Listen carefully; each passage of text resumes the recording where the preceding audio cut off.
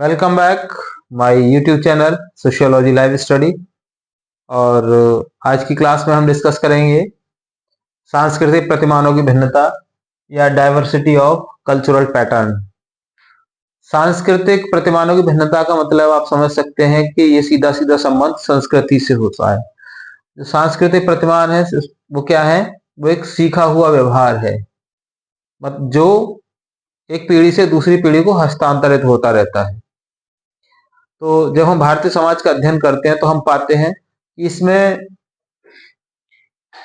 समाज शास्त्रियों ने अलग अलग, जैसे एस.सी. दुबे ने इसके 6 आधारों की बात की है, मैकिम मैरियट ने इसके 2 आधारों की बात की है ना। रेडफील्ड ने 2 आधारों की बात की है, लघु परंपरा और बृहद परंपरा। तो उन सबका जो एक कंक्लूजन है उसके आधार पर जब हम देखें तो ये 5 बिंदु निकल के आते हैं जो ये दर्शाते हैं कि जो सांस्कृतिक प्रतिमान है उनमें क्या भिन्नता है। तो इसमें सबसे पहले आता है क्षेत्रीय उत्सव एवं त्योहार, क्योंकि भारत एक विशाल देश है। आप जानते होंगे यहाँ पर अनेक धर्मों, अनेक जाति, अनेक संप्रदायों के लोग यहाँ पर रहते हैं। कई बार ये प्रश्न भी उठता है कि जो राष्ट्रीय एकीकरण है उसमें ये बाधा भी हो सकती है, मतलब ये चैलेंजेस भी हो सकते हैं नेशनल इंटीग्रेशन के लिए। तो सबसे पहला जो मैं इसमें बात कर रहे हैं वो है क्षेत्रीय उत्सव तथा त्योहार, रीजनल फेस्टिवल्स एंड सेलिब्रेशन। तो आप देखेंगे भारतीय समाज को कि यहाँ पर ना एक 2 स्तर हैं जो त्योहार हैं उनके। जैसे एक होता है क्षेत्रीय स्तर, है ना, ये मैंने दिया है यहाँ पे, और एक होता है स्थानीय, है ना। जैसे आप देखें हिंदू समाज को, अगर आप देखेंगे तो हिंदू समाज में होली है, दीपावली है, रामनवमी है, जन्माष्टमी है, विजयदशमी है। ये कैसे त्योहार हैं? ये एक बड़े लेवल पर मनाए जाने वाले त्योहार हैं, इनको क्षेत्रीय त्योहार आप कह सकते हैं। दूसरी तरीके से स्थानीय त्योहार भी होते हैं कुछ, या स्थानीय उत्सव भी होते हैं, जैसे भगवंतपुर वाली देवी का मेला, या भागलपुर वाली देवी का मेला, पथरा देवी का मेला, या नंदा देवी का मेला, गिरजा देवी का मेला। इस तरीके से जो स्थानीय जो देवी देवता हैं, उन स्थानीय देवी देवताओं के आधार पर वहां स्थानीय वो उत्सव जैसे बन गए हैं। दूसरा इसमें आता है मैट्रिमोनियल ट्रेडिशन, वैवाहिक परंपराएं। वैवाहिक परंपराएं समाजों में अलग अलग हैं। जैसे हिंदू समाज में उसको संस्कार कहा जाता है और ये माना जाता है कि ये जन्मों जन्मों का संबंध है, अर्थात 7 जन्म का तो मानते ही हैं, बाकी कितने जन्मों तक साथ रहते हैं। मुसलमानों को आप देखेंगे तो वहां पे क्या है, उनमें विवाह एक सामाजिक समझौता है जो कुछ शर्तों का अधीन किया जाता है और वो कभी तोड़ा भी जा सकता है। अगर वो शर्तें पूरी नहीं हो रही तो वो टूट जाता है।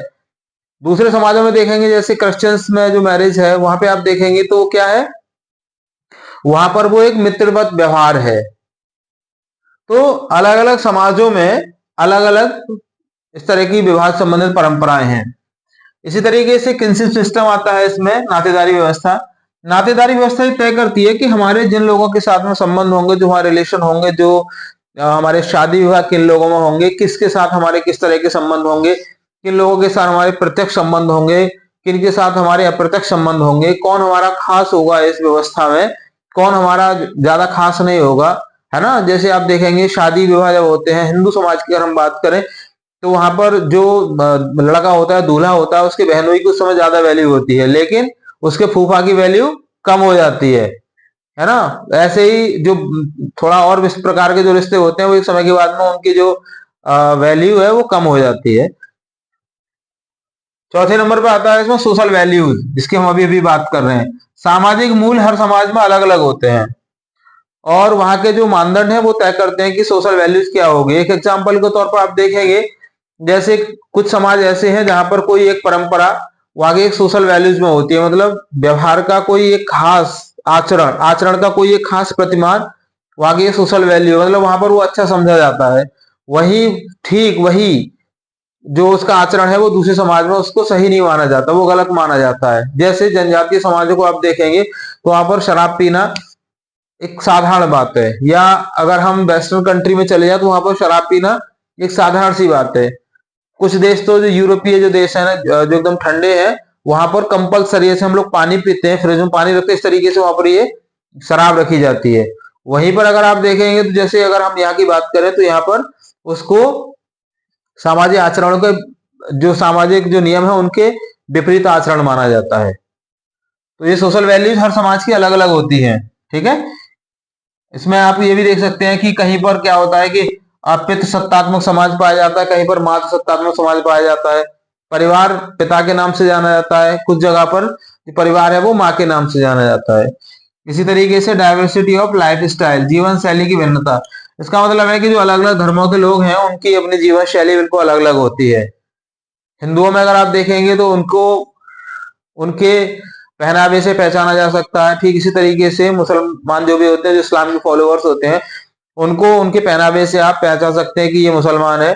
इस तरीके क्रिश्चियंस को भी उनके जो उनका पहनावा है उनसे आप पहचान सकते हैं, उनका जो आइडेंटिफिकेशन है आप कर सकते हैं। तो जितने भी समुदाय हैं हमारे समाज में, उनका उनकी जो जीवन शैली है, जो उनकी लाइफ स्टाइल है, उस लाइफ स्टाइल को देख करके आप अंदाजा लगा सकते हैं। तो यहाँ पर क्या है कि जो विभिन्न प्रकार के धर्म है, विभिन्न प्रकार के धर्मों को मानने वाले लोग हैं, विभिन्न प्रकार के संप्रदायों को मानने वाले लोग हैं, उनकी अपनी जो लाइफ स्टाइल है, वो जीवन शैली है, वो अलग अलग है। और उस जीवन शैली को आप देख करके आप अंदाजा लगा सकते हैं कि ये किस प्रकार के समाज से आते हैं, और अर्थात इनके समाज के क्या सोशल पैटर्न्स होंगे, क्या सोशल वैल्यूज होंगी, और क्या इनके जो मैरिज सिस्टम है, मैरिज सिस्टम में वो किस तरीके के रूल्स रेगुलेशंस को वो लोग फॉलो करते हैं। तो ये जो है ना 5 इसके बेस बताए गए हैं जो आपको डिसाइड करते हैं सांस्कृतिक प्रतिमानों की भिन्नता के लिए। सो आज की क्लास में बस इतना ही। कोई क्वेरी है तो आप मुझे कमेंट बॉक्स में बताइए, बाकी मिलते हैं अगली क्लास में। थैंक यू, जय हिंद।